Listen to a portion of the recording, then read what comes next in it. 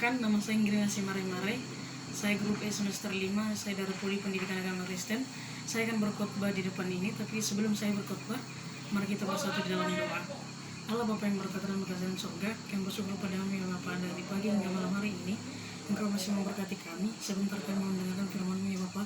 Jadikanlah itu pedoman dalam kehidupan kami dan lakukan dalam kehidupan kami ya Bapa. Baik dosa dan pelanggaran yang telah kami lakukan, hapuskan itu Bapa supaya tidak terhalang kasih dan anugerah yang Engkau berikan kepada kami. Dalam Tuhan Yesus kami mengucap syukur. Amin. Yang menjadi nats khotbah yang saya bawakan yaitu Efesus 6 ayat 10 sampai 18. Yang menjadi judul khotbah saya yaitu strategi bertahan dan melawan serangan iblis. Shalom bagi kita semua Bapak Ibu yang terkasih di dalam nama Tuhan Yesus. Nats firman Tuhan pada hari ini tertulis dalam Efesus 6 ayat 10 sampai 18. Kita baca secara sponsoria. Adapun tema yang saya bawakan pada hari ini yaitu strategi bertahan dan melawan serangan iblis. Berbicara tentang strategi, berarti hal atau langkah yang akan kita lakukan dalam melawan serangan iblis adalah cara itu yang kita lakukan. Nah, pada hari ini kita akan mempelajarinya bagaimana sih caranya supaya kita dapat mengalahkannya. Iblis sangat tidak suka kepada orang-orang yang hidup sungguh-sungguh bagi Allah. Apalagi kalau mereka adalah orang-orang yang hidupnya begitu efektif dan produktif melayani Allah. Orang-orang seperti ini adalah target utama yang harus iblis taklukkan. Bagi iblis mereka harus dilakukan. Ya setidaknya agar mereka berhenti merebut jiwa-jiwa yang terhilang dilakukan agar tersandung dan kemudian meninggalkan Tuhan. Di ayat 1, Paulus mengungkapkan bahwa iblis menggunakan tipu muslihat untuk menjebak orang percaya. Ia sangat ahli dalam hal memanipulasi. Ia tahu benar apa yang menjadi isi hati dan pikiran manusia. Ia tahu benar apa yang menjadi kelemahan manusia, apa yang menjadi kebutuhan manusia. Ia benar-benar bagaimana caranya mengadu domba anggota gereja. Ia amat pandai mengelola kemarahan menjadi kebencian yang mematikan. Dalam ayat kedua, Paulus menggambarkan bagaimana makhluk ini mampu menyerang orang-orang percaya. Iblis menanggungi pihak-pihak tertentu untuk menentang, menyerang, dan menganiaya orang-orang percaya. Di dalam sejarah dunia tentu kita dapat melihat bagaimana pemerintahan dan pimpinan-pimpinan tertentu ditanggulangi sedemikian rupa sehingga orang-orang percaya dianiaya. Iblis mampu memperdaya siapapun, bahkan termasuk orang-orang terdekat atau anggota keluarga kita untuk menekankan pengikut Tuhan. Paulus juga sudah mengalami sendiri apa itu tekanan. Ia mempertahankan imannya. Inilah strategi iblis yang begitu ampuh dan mematikan. Sisi yang satu adalah impian, yang lain adalah tekanan, menghancurkan orang percaya melalui dusta dan tekanan penderitaan. Yang pertama yang saya bawakan strategi orang percaya. Dalam perikop ini Paulus melakukan sebuah kata bertahanlah. Dalam perikop ini kata Yunani yang artinya berdiri, bertahan diucapkan Paulus sebanyak 4 kali. Ini sudah cukup menjadi bukti bahwa pesan utama dari perikop ini adalah orang-orang percaya terus bertahan menghadapi serangan iblis. Tentu setiap orang ingin bertahan, siapa yang mau kalah. Tetapi permasalahannya semua orang juga tahu iblis bukanlah landasan yang seimbang orang percaya. Karena itu setiap kita yang ingin bertahan sampai akhir di dalam peperangan harus menggunakan 3 prinsip yang Paulus bentangkan dalam bagian ini. Yang pertama itu bersandar kepada Tuhan. Di ayat 10 Paulus mengatakan hendaklah kamu kuat di dalam Tuhan, di dalam kekuatan kuasanya. Dalam insan ini kita menemukan pernyataan eksklusif bahwa Allah sendirilah yang akan memberikan kekuatan bagi orang-orang percaya untuk bertahan. Dan bagaimana orang percaya bisa memperoleh kekuatan itu? Ketika mereka hidup di dalam kesatuan dengan Allah, ketika Roh Kudus menguasai hidup mereka. Orang-orang percaya sangat terbatas dan memiliki banyak kelemahan yang rentan untuk diserang oleh iblis.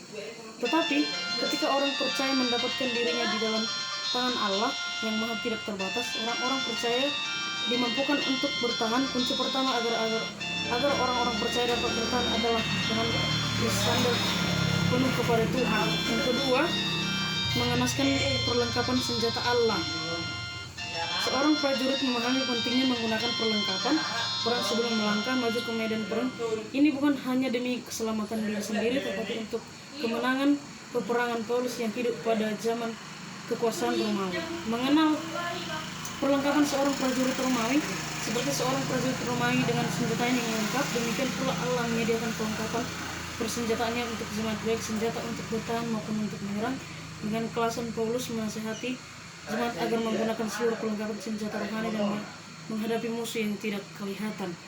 Yang kedua itu pertingkat perlengkapan senjata rohani. Apa perbedaan antara kita menggunakannya dan tidak? Apakah itu cukup kuat menolong kita berjuang melawan dosa? Apakah harus menggunakan semuanya? Apa tidak cukup kalau kita menggunakan sebagian dan tidak menggunakan yang lain? Apa gunanya untuk menggunakan perlengkapan seperti yang kita harus juga berdoa, dan kita juga tidak bisa hanya mengandalkan alat. Yang kedua itu kenakanlah seluruh senjata Allah supaya kamu dapat bertahan melawan tipu daya iblis. Sebab itu ambillah seluruh perlengkapan senjata Allah supaya kamu dapat menghadapi perlawanan padanya.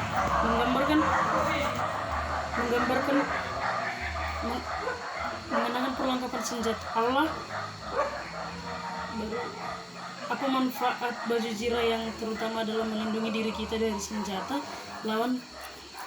Apa kaitannya dengan keadilan? Apa maksud adil? Adil tidak selalu berarti sama untuk semua orang, tapi lebih tepat masing-masing orang memperoleh sesuai dengan kapasitas dan kebutuhannya. Apa bahayanya jika kita tidak melakukan keadilan? Apa dengan tidak melakukan keadilan kita juga jadi lebih mudah diserang oleh iblis? Mungkin secara tidak langsung kita sebagai orang Kristen yang mengenal keadilan tetapi tidak berlaku demikian, bukankah tidak menjadi kesaksian untuk tidak langsung? Mungkin juga di dalam arti lain, ketika kita tidak berlaku adil, memancing permusuhan di antara orang-orang yang seharusnya kita perlakukan adil, akhirnya iblis bisa merusak banyak hal. Seperti kita berbuat baik kepada orang, baru orang membalasnya dengan tidak baik. Contohnya perlakuan yang berbeda Abraham terhadap Ismail dan Ishak, perlakuan berbeda Ishak terhadap Esau dan Yakub, perlakuan berbeda Yakub terhadap Yusuf dan saudara-saudaranya, ternyata berpengaruh bahkan sampai zaman sekarang, dimulai dari ketidakadilan mengakibatkan permusuhan bahkan peperangan. Dampak yang bisa dihasilkan dari ketidakadilan sangat berpotensi merusak persekutuan Kristen. Itu bisa menjadi titik lemah bagi serangan iblis untuk mengacaukan semuanya.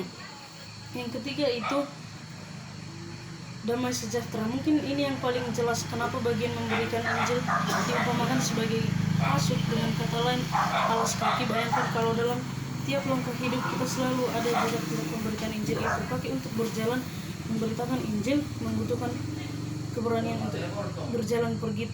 Tapi kenapa bukan diibaratkan dengan mulut tapi dengan kaki? Padahal memberitakan Injil bisa lewat mulut. Tidak juga artinya jauh lebih dalam ketika diletakkan pada kaki. Kemanapun orang Kristen melangkah seharusnya ada jejak-jejak berkata tentang Kristus kepada siapapun yang kita temui. Tapi apakah lewat kehadiran kita orang lain bisa melihat jejak Kristus itu? Apakah ada perbedaan yang akhirnya membuat orang-orang bertanya-tanya apa yang menyebabkan kita berbeda? Tentu saja akan jadi kesaksian kalau mereka tahu bahwa kita adalah orang Kristen pengikut Yesus. Yang kelima itu keselamatan dan pedang roh. Apa fungsi ketopong? Melindungi bagian yang mengontrol segala sesuatu dari tubuh kepala. Artinya ketika kamu belum menggunakan ketopong itu, jangan berharap kamu bisa mengontrol dengan baik perilaku tubuhmu dan keinginanmu, karena doa masih menguasai kita. Artinya dengan menerima keselamatan dalam Kristus merupakan modal awal yang berharga untuk menang terhadap kuasa iblis. Mana mungkin orang yang belum selamat bisa menang terhadap iblis? Bagaimana dengan pedang roh? Di sini yang menjadi pedang dan roh adalah firman Allah, dan permohonan firman Tuhan menjadi kekuatan yang sangat berharga untuk bertahan dan menyerang seperti pedang. Ingat Tuhan Yesus dalam pencobaan di padang gurun selalu menjawab tipu daya iblis dengan firman Tuhan. Yang pertama itu tekun dan berjaga sambil berdoa di dalam Kristus. Doa adalah napas kehidupan orang percaya. Dengan berdoa kita dapat menarik kuasa Allah bekerja dalam kehidupan kita. Mungkin saat ini saudara mengalami masalah hidup yang cukup berat dan sepertinya tidak ada jalan keluar, dan saudara tidak tahu kapan masalah itu berakhir. Jangan takut dan putus asa, masih ada harapan. Jangan dengan hati diarahkan ke surga melalui doa. Selama kita masih punya kehidupan doa, maka selalu ada kuasa dan mujizat dalam kehidupan kita. Yang kedua, berdoa untuk orang lain. Kita juga harus saling mendukung antara kita dengan orang lain. Kita tidak boleh egois. kita tidak bisa memikirkan diri kita sendiri, dan kita harus juga memperdulikan seseorang. Seperti ada orang tua di tengah jalan, dia seperti berat membawa ke apa yang dia bawa, kita bisa membantunya. Dengan itu kita juga bisa didoakan supaya kita menjadi orang yang berguna dan menjadi orang yang berguna di tengah-tengah masyarakat. Mendoakan mereka selalu kita harus belajar supaya lebih baik lagi dan memiliki kehidupan doa di dalam kehidupan kita. Di sini dikatakan doa dan permohonan yang tidak menjadi senjata untuk menyerang baik iblis adalah firman Tuhan, dan berdoalah setiap waktu di dalam roh. Setiap waktu apa artinya? Selalu ya, tentu saja iblis selalu menunggu waktu yang tepat untuk menyerang. Kalau kita tidak selalu siap, pasti mudah untuk diserang. Berjaga-jagalah di dalam doamu, dalam permohonan yang putus-putus untuk segala orang kudus. Ini pentingnya mendoakan, selalu menunggu waktu yang tepat untuk menyerang. Kalau kita tidak selalu pasti untuk mudah untuk diserang. Berjaga-jagalah di dalam doa. Tak bersifat individu, kita tak bisa tidak mempedulikan orang Kristen yang lain, jadi kita harus saling mendoakan. Terima kasih, hanya ini yang bisa saya sampaikan. Terima kasih, shalom.